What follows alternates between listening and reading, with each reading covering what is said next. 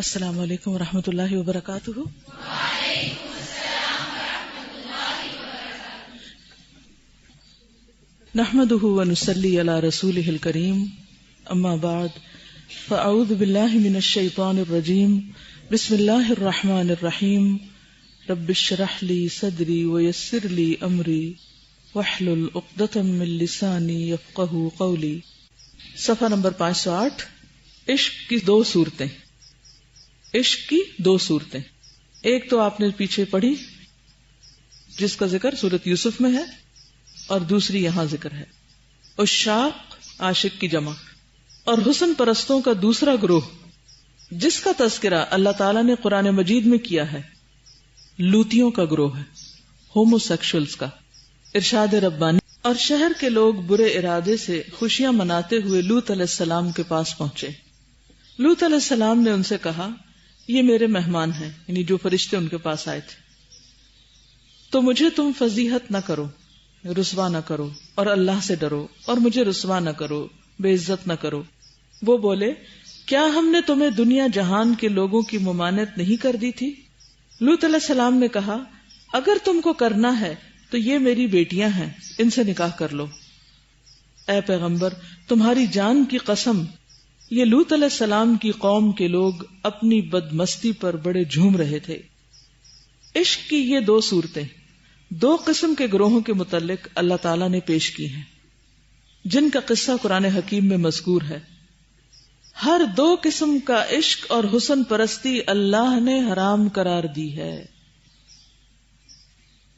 اس کو under line کیجئے، ہر دو قسم کا عشق، یعنی مرد کا عورت سے یا مرد کا مرد سے اور عورت کا عورت سے، اس درجے کا، اسے اللہ نے حرام قرار دیا ہے، لیکن لوگوں نے اس کی پرواہ نہیں کی اور اس عشق اور حسن پرستی کی مضرتوں اور نقصانات کی اہمیت کو نہیں سمجھا۔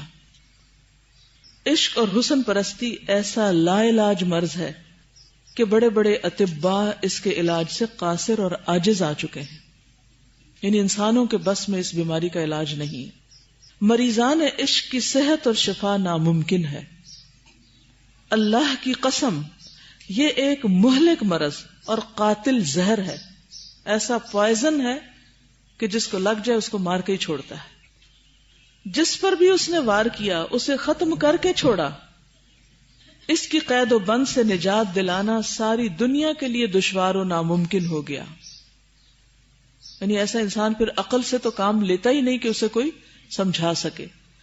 جس جگہ بھی یہ آگ مشتعل ہوئی، یعنی جلی بھڑکی، اس سے نکلنا اور نکالنا دشوار ہو گیا۔ سوچیں اگر کسی گھر کو آگ لگ جائے اور لوگ اندر سوئے ہوئے ہوں تو جس طرح ان کو بچانا ناممکن ہو جاتا ہے، اسی طرح جو شخص عشق کی آگ میں مبتلا ہو جائے اس کو بھی اس سے نکالنا بہت مشکل ہو جاتا ہے۔ اس عشق اور محبت اور صورت پرستی کی بہت سی قسمیں ہیں۔ یہ عشق انسان کو کفر تک پہنچا دیتا ہے، اس کو بھی انڈر لائن کیجئے۔ انسان اگر اپنے معشوق کو معبود بنا لے اور اس سے اسی قسم کی محبت کرنے لگے جیسی اللہ تعالیٰ سے کی جاتی ہے تو یہ کفر ہے۔ یہ محبت اللہ کی محبت سے بھی زیادہ ہو تو بڑی ہی خطرناک اور مہلک محبت ہے۔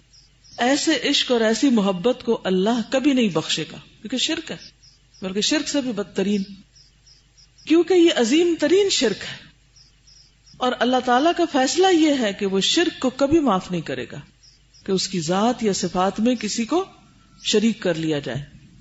جتنی محبت اس سے کرنی چاہیے اتنی کسی انسان سے کرنے لگے۔ شرک کے سوا دوسرے گناہ توبہ اور استغفار سے معاف کر دے گا۔ عشق شرکی، شین کے نیچے زیر لگا لیں، عشق شرکی یعنی شرکیہ عشق، اور فسق کفری یعنی ایسا کفر جو کفر فسق ہوتا ہے، اس کی علامت یہ ہے کہ عاشق اپنے معشوق کی رضامندی کو اللہ تعالی کی رضامندی کے مقابلے میں ترجیح دے۔ اسے انڈر لائن کیجئے کہ انسان جس سے محبت کرتا ہے، چاہے وہ اس کی اپنی اولاد ہی کیوں نہ ہو، چاہے اس کا شوہر یا بیوی کیوں نہ ہو، چاہے کوئی اور غیر ہو، کہ اللہ کی رضا کو پیچھے چھوڑ کر اس کی رضا پر چلنے لگتا ہے محبت میں، کہ اگر اس کی مرضی کے خلاف کام کیا تو پھر کیا ہوگا؟ اس کی محبت سے ہاتھ دھو بیٹھوں گا، پھر اس کی محبت مجھے حاصل نہیں ہوگی. تو انسان دوسرے کی محبت کا اسیر ہو جاتا ہے. معشوق کا حق اور اللہ تعالی کا حق، جب معشوق کی اطاعت اور اللہ تعالی کی اطاعت باہم ٹکرائیں، یعنی ایک طرف معشوق بلا رہا ہے کسی غلط کام کے لیے اور دوسری طرف اللہ تعالیٰ اسی کام سے منع کر رہا ہے، یعنی کوئی انسان مثلا زنا کی طرف بلا رہا ہے اور اللہ تعالیٰ اس کو حرام قرار دے رہا ہے، تو وہ معشوق کے حق اور معشوق کی اطاعت کو مقدم سمجھے، اس کی بات مان لے. یعنی کوئی لڑکا اگر کسی لڑکی کو کسی غلط کام کی دعوت دیتا ہے، کسی بھی درجے میں، چھوٹے یا بڑے، پہلے یا آخری میں، اور وہ اس کی سنتی ہے یا وہ اس کی سنتا ہے اور اللہ کی بات کو بھول جاتا ہے، اللہ کا حکم پس پش ڈال دیتا ہے اور اپنے تمام اوقات معشوق کے لیے وقف کر دے. تمام اوقات کس طرح وقف کرنا؟ کہ ہر وقت اسی انسان کا خیال، حتیٰ کہ نماز میں بھی اس سے جان نہ چھڑا سکنا. اور اگر اللہ تعالیٰ کے لیے کچھ وقت نکالے بھی تو وہی جو معشوق کے اوقات سے فاضل ہو. جب اس کے خیال سے، اس سے باتوں سے اور اس کی اطاعت سے کوئی وقت فارغ بچے تو پھر تھوڑی دیر اللہ کے آگے بھی 2 ٹکرے مار لے. اگر وہ اجازت دے تو اللہ کی اطاعت کرے اور اگر وہ اجازت نہ دے تو اللہ کی اطاعت کو پس پشت ڈال دے. اب عشاق اور حسن پرست لوگوں کے حالات پر غور کیجئے. کیا ٹھیک ٹھیک مذکورہ بالا حالات پر منطبق نہیں ہوتے؟ یہی حالت نہیں ہوتی؟ ان لوگوں کے حالات ایک پلے میں رکھیے اور ان کی توحید اور ان کے ایمان کو دوسرے پلے میں. اندازہ کیجئے کیا یہ اللہ اور اس کے رسول صلی اللہ علیہ وسلم کی رضا جوئی اور عدل الہی کے مطابق ہے؟ بعض عشاق تو وصل معشوق کو توحید رب العالمین سے بھی زیادہ محبوب رکھتے ہیں، جیسا کہ کسی خبیث نے کہا ہے. یعنی امام ابن القیم ایسے شاعر کو خبیث سے تشبیہ دیتے ہیں کہ جو انسانوں کی محبت کو اللہ کی محبت سے اوپر لے جائے یا انسانی عشق کو اللہ کی محبت سے آگے کر دے. یترشفن من فمی رشفات ہن احلی فیہ من التوحید، میرے لعاب دہن کے چند قطرے جو ان کے منہ میں جاتے ہیں یہ ان کے منہ میں توحید سے بھی زیادہ شیریں ہوتے ہیں. یعنی اللہ کی محبت اور وحدانیت کا ذکر کرنے میں جو لذت ہے اس سے زیادہ لذیذ ہے عشق مجازی کے تذکرے، یوں کہہ لیجئے. ایک اور خبیث کہتا ہے، یہ پہلی دفعہ کسی شاعر کی ایسی درگت بنتے میں نے دیکھی ہے، ورنہ عام طور پر کیا عذر پیش کیا جاتا ہے کہ جنگ اور محبت میں سب جائز ہے. یعنی اتنا کبیح بنا کے پیش کیا انہوں نے اس کو کہ واقعی انسان کو نفرت آنے لگے. ایک اور خبیث کہتا ہے کہ وصل معشوق مجھے پروردگار کی رحمت سے زیادہ مرغوب ہے. یعنی اللہ کی رحمت پیچھے اور محبوب کا قرب زیادہ محبوب. العیاذ باللہ. اس کے الفاظ ہیں وصلک اشہا الی فؤادی من رحمت الخالق الجلیلی، تیرا وصل میرے دل کو خالق جلیل کی رحمت سے زیادہ مرغوب ہے. اس میں کوئی شک نہیں کہ اس قسم کا عشق عظیم ترین شرک ہے. اگر انسان کہے یا نہ کہے، لیکن اگر وہ سمجھتا بھی ہے کہ اللہ کی مجلس، اللہ کی باتیں، اللہ کا ذکر، وہ تو کوئی خاص اس میں دل نہیں لگتا، اور ایسی عشق و عاشقی یا ایسے معشوق سے باتیں اور اس کے پاس بیٹھنا زیادہ عزیز ہے، تو پھر یہی سمجھیے کہ یہی شرک ہے. یہاں ہر انسان اپنے دل کا جائزہ لے سکتا ہے اور اپنی غلطیوں کو خود پہچان سکتا ہے. اس میں کوئی شک نہیں کہ اس قسم کا عشق عظیم ترین شرک ہے. چنانچہ بہت سے عشاق صاف لفظوں میں اس کی تصریح کر رہے ہیں کہ ان کے قلوب میں معشوق کے سوا کسی کی جگہ نہیں، بلکہ معشوق ان کے پورے قلب کا مالک ہو جاتا ہے. یہ لوگ اپنے معشوق کے خالص غلام اور بندے بن جاتے ہیں. اپنے پروردگار خالق جل جلالہ کی عبودیت اور غلامی چھوڑ کر اپنے جیسی مخلوق کی عبودیت اور غلامی پہ راضی ہو جاتے ہیں. کیسے اس کی غلامی؟ کہ جو وہ کہے انسان وہی کرے، کیونکہ عبودیت اسی کمال محبت اور خضوع اور انکساری کا نام تو ہے. عبادت کی ڈیفینیشن کیا ہے؟ الخضوع والتذلل. کس کے ساتھ؟ کمال محبت کے ساتھ. خالی خضوع والتذلل نہیں بلکہ محبت بھی اس میں شامل ہو. اگر یہ اللہ کے لیے ہے تو اللہ کی عبادت ہے، اور اگر یہ بندوں کے ساتھ ہے تو بندوں کی عبادت ہے. اور آپ دیکھیں کہ بہت سے ایسے گانے اور شعر و شاعری میں تو محبت کے نام پہ جو پوجا کی جاتی ہے، اور پوجا کا لفظ، عبادت کا لفظ، اور یہ تمام الفاظ جو ہے وہ کھلم کھلا استعمال کیے جاتے ہیں، اور اس کو کوئی برا نہیں سمجھتا، اور سن سن کر ایک سے دوسرا اس کو لیے جاتا ہے اور دہرائے چلے جاتا ہے، اور کبھی کوئی بتاتا بھی نہیں. نہ کوئی کلچر، نہ ماں باپ، نہ کوئی معلم، نہ کوئی مدرس، نہ کوئی دین والے، نہ دنیا والے، کوئی اس بات کی وضاحت کرتے ہی نہیں کہ یہ کس قدر خطرناک چیز ہے، اور صرف اخلاق کی بربادی کا باعث نہیں بلکہ ایمان کی بربادی کا ذریعہ ہے. اللہ تعالیٰ شرک معاف نہیں کرے گا، اور یہ سراسر شرک کہ اللہ کے برابر کسی اور کو لے آیا جائے، یہ اس سے آگے بڑھا دیا جائے کہ وہ بدترین شرک ہو. ان لوگوں نے اپنی محبت اور خضوع اور خاکساری کو اپنے معشوق تک محدود کر دیا ہے، اپنی عبودیت کو معشوق کے چرنوں میں ڈال دیا ہے. امر عظیم کے مفسدے میں اور زناکاری کے مفسدے میں زمین آسمان کا فرق ہے. زنا کبیرہ گناہ ہے جس طرح دوسرے کبائر ہیں، اور یہ شرک ہے. چنانچہ بعض صوفیہ کا قول ہے کہ ان صورتوں کی پرستش سے زنا کرنا ان کے نزدیک زیادہ محبوب ہے. عشق اور حسن پرستی کے امتحان اور ابتلاء کے مقابلے میں کسی سے زنا کر لیا جائے تو یہ زیادہ پسندیدہ ہے. یعنی زنا بھی کم تر درجے کی برائی ہے. کس سے؟ شرک سے. کیونکہ عشق قلب سے معشوق کی عبادت کرا لیتا ہے. کسی انسان کا عشق دراصل کیا ہے؟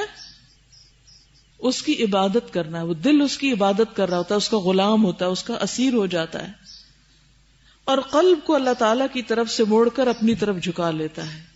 پھر انسان کے دل میں اللہ کی محبت، اللہ کا ذکر، اللہ کی یاد، اللہ کی قربت کا احساس، اللہ پہ توکل، یقین، اعتماد کچھ بھی نہیں رہتا. ان چیزوں میں لطف بھی نہیں رہتا. دین کی مجلسوں سے گھبراہٹ ہونے لگتی ہے، دین والوں سے بیزاری ہونے لگتی ہے، اللہ کے ذکر سے دوری ہونے لگتی ہے، دل کے اندر نفاق پیدا ہونے لگتا ہے. شعر و شاعری اور گانے بجانے اور ان چیزوں سے انسان کی دلچسپی بڑھنے لگتی، اور وہ انہی چیزوں کو پروموٹ کر رہا ہوتا ہے. یہ سب کس درجے کی خرابی ہے، اس کی شدت سے کوئی بھی آگاہ نہیں ہوتا. لہذا اس کو ایک معمولی چیز سمجھ کر باتوں میں اڑا دیا جاتا ہے. اب آپ کچھ کہنا چاہیں تو حاضر. جی، بہت زیادہ اس چیز کی جو ہے نا قباحت وہ کھل کے سامنے آئی ہے.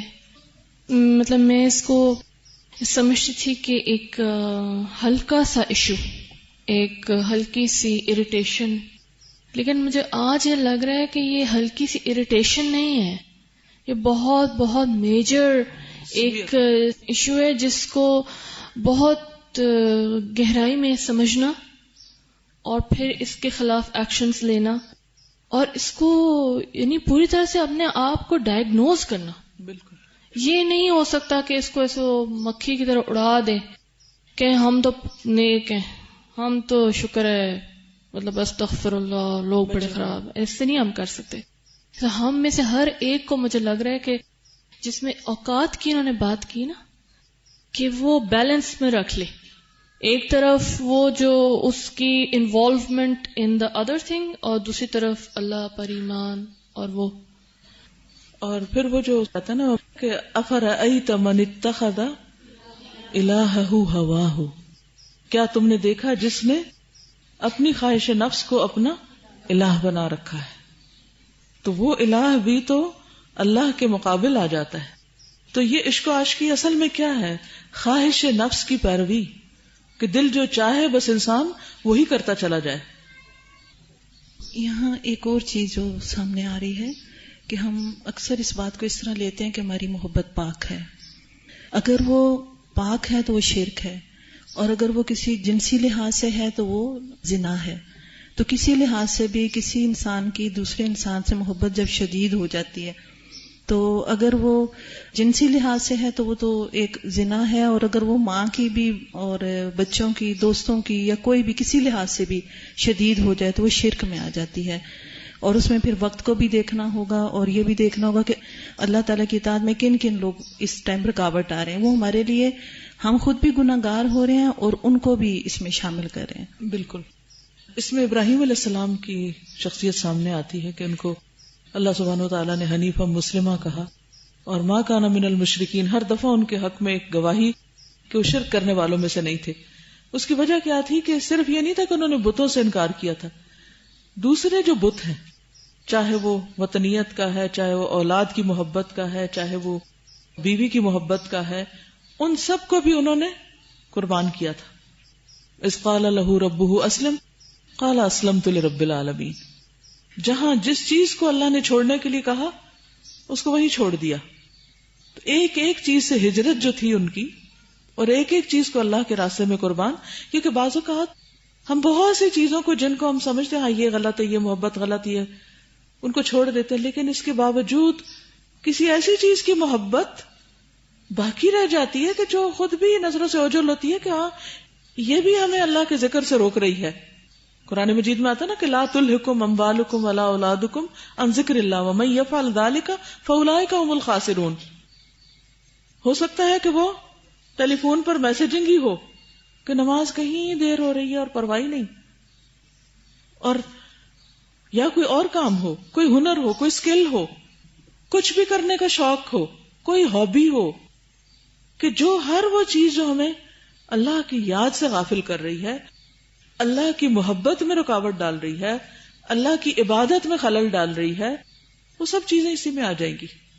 بعض اوقات ساری چیزیں 99 چیزوں سے آپ چھٹکارا پا لیتے ہیں، ایک کانٹا پھنسا رہ جاتا ہے اور اس کو آپ انجوائے کر رہے ہوتے ہیں. تو جب تک وہ بھی نکل کے دل پاک نہیں ہو جاتا تو وہ پاک محبت بس اللہ ہی کے لیے رہ جاتی ہے پھر.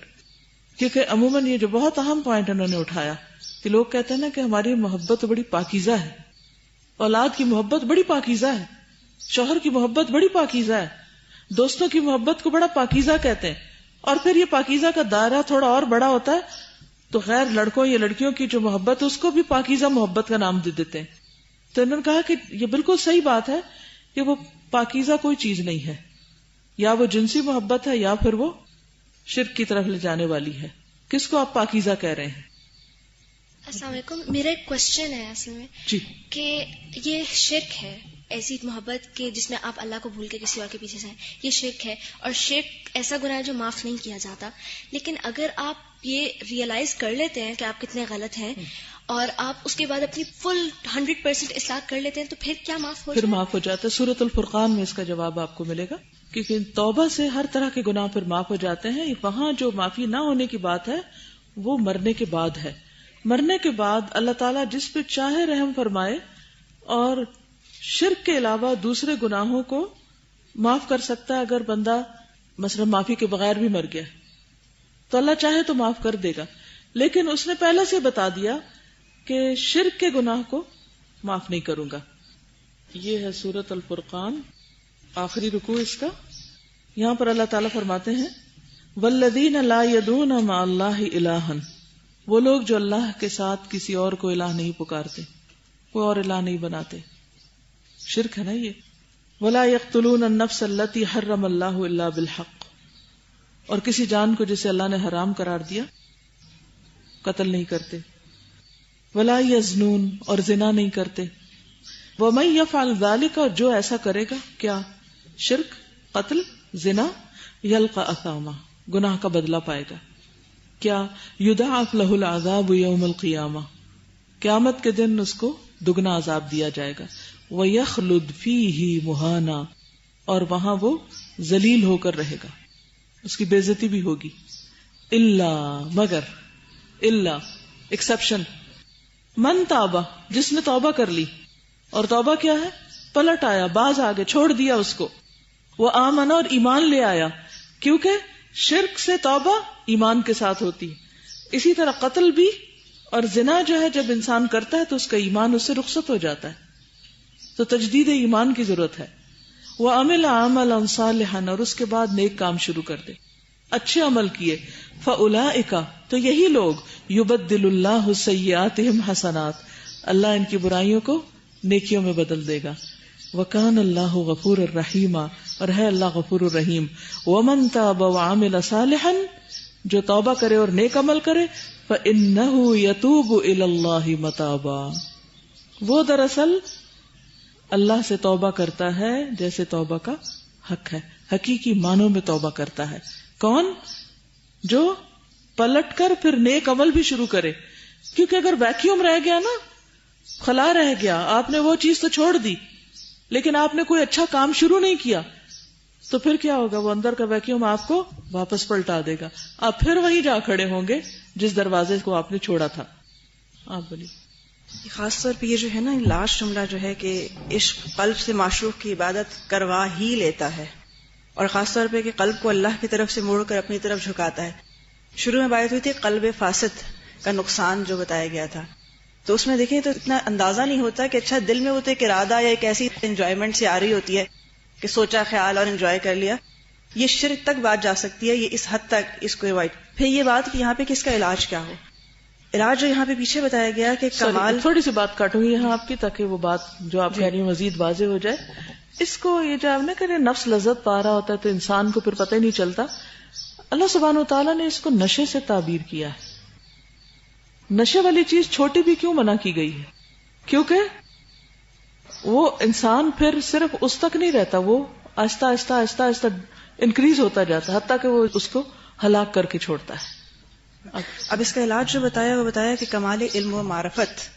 اب علم تو ہم سب کو ہو گیا, جب تک علم کے ساتھ معرفت نہ آئے اس وقت تک علم کبھی بھی اپلیکیبل ہو نہیں سکتا. ہر علم کوئی بھی ہو, چاہے ہمارا سوئنگ کٹنگ ہو یا کوئی بھی ہو, علم کے ساتھ اس کی معرفت اور اس کی پریکٹس اور اس کی پہچان جو ہے وہ کہاں سے, یعنی وہ پتہ کیسے چلے گا کہ اپنے رب, اپنے نفس, اپنے مقام کو اچھی طرح ڈائگنوز کر لینا. کیونکہ بعض دفعہ یہ ہوتا ہے کہ ہمیں علم آنے کے بعد نفس آسانی سے بہکا لیتا ہے. بالکل, کیونکہ اس سے پہلے تو پتہ نہیں ہوتا, ہم دھوکے میں رہ جاتے ہیں. علم آنے کے بعد جواز ہوتا ہے, دلیل ہوتی ہے کہ ہم بہک نہیں سکتے یا ہم اس لیے کر رہے ہیں, تعویل آسان ہوتی ہے.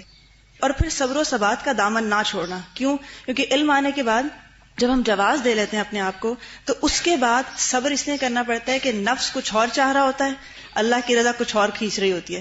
ان دونوں کے درمیان میں صبر سے جمے رہنا جو ہوتا ہے وہ مشکل اس وقت ہو جاتا ہے جب واقعی ہم جانتے ہوں. اسی لیے کنفیوژن کا شکار وہ لوگ ہوتے ہیں جو جانتے ہیں کہ اصل کیا ہے اور اصل خواہش کا فرق جانتے ہیں, وہ کنفیوز ہوتے ہیں. ورنہ دوسرے دو لوگ کنفیوز ہی نہیں ہوتے, جنہیں ایک تو پتہ نہیں ہوتا یا جو کرنا ہر حال میں چاہتے ہیں. انہیں کنفیوژن کبھی نہیں ہوتی, وہ بڑے سٹینڈ لیتے ہیں. کنفیوز ہم جیسے زیادہ ہوتے ہیں جو علم آنے کے بعد صبر نہیں کرتے. معرفت سے پہلے جی, علم اور معرفت کے بیچ کے عرصے میں. جی کل رات کو ہی میں جب پچھلا لیسن میں ریوائز کری تھی نا کہ دین مقبول ہی تب ہے جب آپ کو محبت ہو, رضیت باللہ ربا. تو میں نے کہا جب اس کو میں نے اتنی اچھی طرح سمجھ لیا ہے, اب میرے اندر ہی کوئی چیز ہے نا, دماغ ہے, دل ہے, جسے سمجھ لیا, پھر اس کو وہ فیل کیوں نہیں ہو رہی, وہ کہاں سے آئے گی وہ فیلنگ. اور پھر میں نے ایک اور لیکچر سنا تو اس میں وہ کہہ رہے تھے کہ قرآن کی آیات کو بار بار ریپیٹ کرنے کے بارے میں, کہ قرآن کی آیات ہی شفا دیتی ہیں. تو پھر میں نے اس سے اس کو لنک کیا کہ پھر چونکہ یہ مرض ہے اور اس سے شفا چاہیے تو قرآن کی آیات ہی شفا دیں گی. تو پھر مجھے اس سے لگ رہا تھا کہ محبت کا ایک بہت امپورٹنٹ فیکٹر از لذت. تو لذت جب ہم اور چیزوں سے لینے لگ جاتے ہیں, چاہے وہ بچے کی محبت ہو, چاہے وہ شوہر کی محبت ہو, چاہے وہ گھر کی ہو, چاہے وہ جس بھی چیز کی ہو, تو پھر جو عبادت سے لذت ہے نا اس سے محروم ہو جاتا ہے. بالکل, اس دل میں آلریڈی لذت تو فلفل ہو رہی ہے نا, اور چیزوں سے ہو رہی ہے. دوسری چیز ایک میں یہ پوچھنا چاہوں گی کہ یہ جو ہم بہت پراؤڈلی کہتے ہیں مجازی خدا, یہ لفظ تو مجھے بہت چبھتا ہے شروع سے. جب اللہ کے سوا کوئی الہ ہے ہی نہیں, ہاؤ کین وی دین سے خدا؟ خدا کا لفظ ہی کیوں؟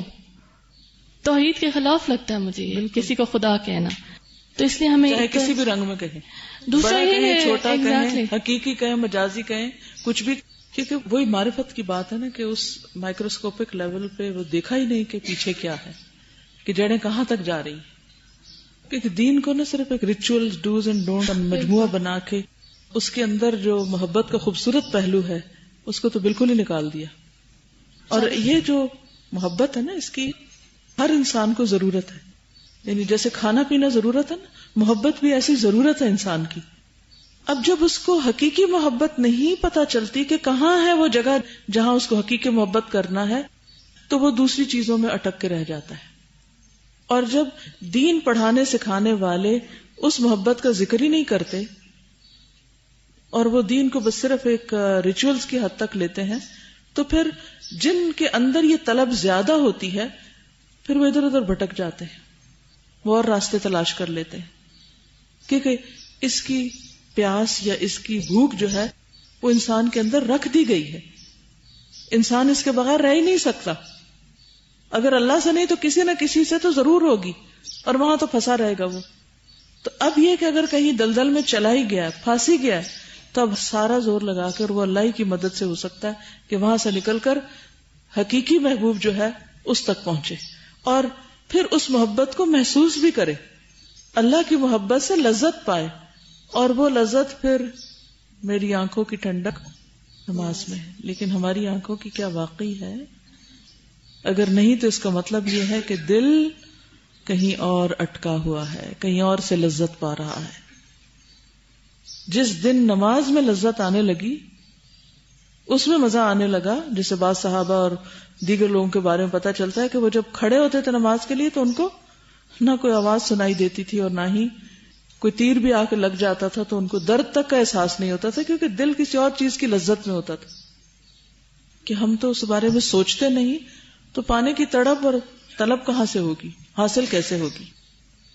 فرمائی. السلام علیکم. میں یہ کہنا چاہ رہی تھی کہ جس طرح پہلے مجھ سے بات ہوئی کہ پوئٹری میں اس قدر زیادہ ایگزیجریشن ہوتی ہے اور ہم لوگ اس پہ واہ واہ کر اٹھتے ہیں. اکثر اگر کسی تصور سے ویسے بھی نہ دیکھیں تو بڑا کہتے ہیں واہ جی بہت امپریسو فکرے بولے میں لکھے میں. اور اسی طرح گانوں میں بھی بہت زیادہ یہ چیز ہے کہ ہمیں احساس ہی نہیں ہوتا. اور کتنے ہی ہمارے اپنے بہن بھائی اور بہت سے رشتے دار جو سنتے ہیں، جن کو گنگناتے رہتے ہیں، تو ہم اور سب کے بیچ میں بیٹھ کے گاتے ہیں اور ہم لوگ اپریشیٹ کر رہے ہوتے ہیں اس چیز کو. تو ایک چیز جو اس کو چھوڑنے کے لیے میں سمجھتی ہوں کی جا سکتی ہے کہ جتنا ان گانوں کو زیادہ سنا جاتا ہے اس کو ریپیٹ کیا جائے، اس کی بجائے اگر قرآن کو زیادہ سنا جائے تو وہ لاشعوری طور پر بھی ہم انہی آیات کو اور انہی مفاہیم کو سمجھتے رہتے ہیں، دہراتے رہتے ہیں. شکریہ. السلام علیکم. یہاں پہ صرف یہ لورز میں خرابی نہیں ہے، یہ جو شرک والی خرابی ہے. میں نے بہت سے ایسے میرڈ کپلز دیکھے ہیں جو شادی سے پہلے 5 وقت کی نماز بھی پڑھتے ہیں، روزے بھی رکھتے ہیں، پردہ بھی کرتے ہیں، لیکن جب شادی ہو جاتی ہے تو شوہر کے کہنے پہ وہ پردہ بھی چھوڑ دیتے ہیں، نمازیں بھی چھوڑ دیتے ہیں. تو جب ان سے پوچھا جائے تو وہ اس چیز کو دلیل بناتے ہیں کہ اگر دوسرا سجدہ جائز ہوتا تو وہ شوہر کو ہوتا. اچھا، آپ ان کو جو بھی آگے سے دلیل دے دو کہ جہاں پہ ہوتا نا، بالکل ہے ہی نہیں. اگر رسول اور اللہ کی اطاعت سے شوہر کی اطاعت ٹکرائے تو اس کی اطاعت لازمی نہیں، لیکن وہ تو ماننے کو ہی تیار نہیں ہوتے، کیونکہ وہ وہی بات ہوگی کہ قرآن کے وہ اس حصے کو لیتے ہیں جو ان کو پسند ہوتا ہے یا جو ان کو ایزی لگ رہا ہوتا ہے. اور دوسری بات، جہاں تک پوئٹری کی بات ہے، ہمارے سلیبس میں اتنی زیادہ ہو گئی ہے اور سب سے زیادہ مارکس اس پوئٹری کے ہوتے ہیں. اور میں تو میٹرک تک تو مجھے سمجھ نہیں آتا تھا کہ اس شعر کی تشریح کرتے کس طرح. تو پھر بعد میں مجھے فرسٹ سیکنڈ ایئر میں آ کے تھوڑا سا ہیلپ آؤٹ ٹیچر سے ملا کہ اس طرح آگے اس کو ایگزیجریٹ کرتے جاتے ہیں. اور پوئٹری میں سب سے بڑی چیز ایگزیجریشن ہوتی ہے کہ جتنا آپ جھوٹ بول سکتے ہیں نا بس آپ بولتے چلے جائیں. کہتے ہیں اعذب الشعر اکذبہ، سب سے میٹھا سویٹ شعر وہ ہے جو سب سے زیادہ جھوٹا ہے. یہاں ایک سوال یہ پیدا ہوتا ہے کہ محبت آئی کیوں اگر اتنی خطرناک چیز ہے؟ محبت اس لیے آئی تھی کہ ماں بچے کے ساتھ رات کو جاگ سکے، شوہر اپنے مہینے بھر کی کمائی بیوی کو دے سکے اور بیوی اس کی محکوم بن کے رہ سکے. یہ ایک طرح سے ایلفی ٹائپ چیز تھی کہ لوگ معاشرہ بنا سکیں، رہ سکیں، ذمہ داریاں اور فرائض ادا کر سکیں. لیکن اس کے ساتھ ساتھ اللہ تعالیٰ کو پتا تھا کہ یہ انسانوں کے لیے خطرناک ہے. ایلفی زیادہ لگ گئی تو یہ آپس میں سٹک ہو جائیں گے اور ساکت ہو جائیں گے، ان کی صلاحیتیں رک جائیں گی. لہٰذا اس کے لیے اللہ تعالیٰ نے بچاؤ کی ایک تدبیر بتائی کہ مجھ سے شدت اختیار کرو کیونکہ میں تو اور دوں گا، میں تمہیں چالو رکھوں گا. اگر کسی اور سے کی تو وہ تمہیں روک کے جیم کر دے گا، پھر کسی قابل نہیں رہو گے، کسی کام کے نہیں رہو گے. تو دعا بہترین چیز ہے. اور اللہ کی محبت کو محسوس کرنے کی جہاں تک بات ہے، اگر آپ کی آنکھ کو یہ شوق ہے کہ آپ اپنے رب کو دیکھیں تو آپ اس کو کیسے ناپاک طرف اٹھاتے ہیں. میں نے اپنی آنکھ کو اس لیے پاک رکھنا ہے کہ میں نے اس آنکھ سے اللہ تعالیٰ کو دیکھنا ہے. میں نے اپنے کان کو اس لیے پاک رکھنا ہے کہ میں نے اسے اللہ تعالیٰ کی آواز سننی ہے. اور میں نے اپنے ہاتھ کو اس لیے یا اپنے جسم کو کسی نامحرم کو ٹچ نہیں ہونے دینا کہ میں نے اس کو اللہ تعالیٰ کے لیے خالص کرنا ہے. اس پہ اللہ تعالیٰ کا نور پڑے گا. کیا اللہ تعالیٰ کا نور، اللہ کی آواز، اللہ کا دیدار ایسی حقیر چیزوں پہ پڑے گا کہ جو ہر جگہ ہر ایک کے لیے ہوتی ہیں؟ اگر ہمارا ٹیسٹ انہم عن ربہم یومئذ لمحجوبون، اگر ہمارا ٹیسٹ اتنا اچھا ہے کہ ہم صرف اچھی دکان سے ہی پاک صاف خریدتے ہیں تو کیا اللہ تعالیٰ ہمیں ہی پسند کریں گے؟ تو اللہ کے قابل بنانے کے لیے اللہ کی محبت میں پناہ ڈھونڈنی ہے. السلام علیکم. اس چیپٹر کے اینڈ میں شرک کی انٹینسٹی بتانے کے لیے بتایا گیا کہ جو زنا ہے وہ اس سے کم درجے کا گناہ ہے، لیکن اگر دیکھا جائے تو انسان کرتا ہی کیوں ہے جب ایک طرف اللہ ہے اور اللہ موجود ہے اور دوسری طرف جسے آپ محبت کرتے ہیں موجود ہے. آپ نے کسے پریفر کیا؟ کہ یہ شرک نہیں ہے؟ یہ تو بالکل ایسے ہے جیسے آپ مکس کر کے دے دیں، بلینڈ کر کے دیتے ہیں نا آپ کوئی چیز تو وہ ڈائلیوٹ ہو جاتی ہے، تو لوگ سمجھتے ہیں اس کا افیکٹ ختم ہو گیا، لیکن وہ سلو پوائزننگ ہے، وہ بھی شرک ہے. زنا بھی شرک ہے. اللہ موجود ہے، دیکھ رہا ہے، لیکن آپ سامنے دیکھنے والے بندے کی وجہ سے کہہ رہے ہیں کہ اسی لیے سورۃ نور میں زانی اور مشرکہ کی بات کٹھی کی گئی، دونوں میں مماثلت ہے. السلام علیکم. میں دو برائیوں کی طرف اٹینشن کرانا چاہوں گی ہماری یوتھ کی، جو اتنی کامن ہو رہی ہیں، آہستہ آہستہ انکریز کر رہی ہیں، ڈیکریز نہیں کر رہی. ایک تو یہ کہ جیسے چیپٹر کے سٹارٹ میں ہومو سیکشوالٹی پہ تھا، ہمارے پاکستان میں الحمدللہ اس لیول تک نہیں ہے ہومو سیکشوالٹی اس حد تک، لیکن ہماری یوتھ کی ٹاکنگ، ان کی موکنگ، ان کی ٹیزنگ میں اتنی ہے کہ حد ہے، اس کو برا سمجھا ہی نہیں جاتا. اب تو آپ یونیورسٹیز، کالجز میں چلے جائیں، بہت کامن ہے. سیکنڈ یہ کہ جیسے عشق کی جو بات ہوئی ہے، وہ یہ کہ ایک لڑکا لڑکی کو تو ایک ڈفرینٹ ایک ہے. دوسرا یہ کہ جو ہمارے لو کو جو انکمپاس کر لیتی ہیں چیزیں، جو ہمیں بھلا دیتی ہیں سب کچھ، اس میں ایک بہت بڑی اگزامپل ہے جو آج کل ہماری انگلش ٹی وی شوز ہیں. وہ یوتھ کو اتنا کر دیتے ہیں کہ ان کا لو، ان کی فیلنگز، ان کے ریلیشنز، ان کا دماغ بھی اسی طرف چلتا ہے پورا. میں اپنی اگزامپل دیتی ہوں. میں جب آئی تھی، میں قرآن کی آیات پڑھ رہی ہوتی تھی اور دماغ میں وہ، اور مجھے اتنا خوف آتا تھا کہ میں کیا کر رہی ہوں، کہ میرے دماغ میں کیوں فلم چل رہی ہے. بہرحال حل ایک ہی ہے، کیا؟ اللہ کو پکارنا، صرف وہی نکال سکتا ہے، اور اس سے مانگیے. اور آپ جب مانگے تو جیسے وہ حدیث ہے نا کہ حیا اور ایمان ساتھ ساتھ ہیں، ایک نکلے تو دوسرا بھی نکل جاتا ہے. تو یوں مانگا کرے، اللہ حیا دے، ایمان دے، تقوی دے، یعنی حیا بھی ساتھ مانگا کرے، کیونکہ جب حیا آئے گا انشاءاللہ تو ایمان آئے گا، اور جب ایمان آئے گا تو انشاءاللہ یہ شر دور ہو جائے گا، یہ خرابیاں نکلتی چلی جائیں گی. اللہ تعالی ہم سب کو عمل کی توفیق عطا فرمائے اور ہمارے دلوں کی اصلاح کر دے. سبحانک اللہم و بحمدک، نشہد ان لا الہ الا انت، نستغفرک و نتوب الیک. السلام علیکم و رحمۃ اللہ وبرکاتہ.